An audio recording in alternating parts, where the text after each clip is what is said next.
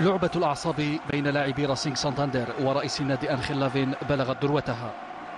اللاعبون الذين قهروا إشبيليا وألميريا في منافسة كأس الملك نفذوا تهديداتهم هذه المرة في الإياب أمام بدل الركض وراء الكرة عند إطلاق الحكم صافرة البداية.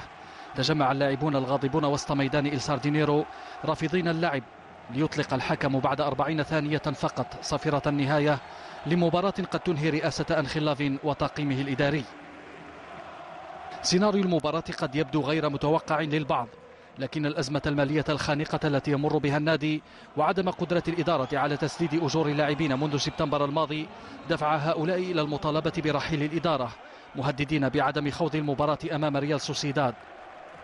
موقف أجبر رئيس رابطة اللاعبين الإسبان لويس روبياليس إلى الانتقال هناك لمحاولة إقناع لاعبي سانتاندير بالعدول عن قرارهم، لكن مسعاه باء بالفشل. اللافت أن الخطوة غير المسبوقة للاعبي راسينغ لقيت تعاطف أنصار النادي الذين لم يكفوا عن المطالبة برأس الإدارة الحالية.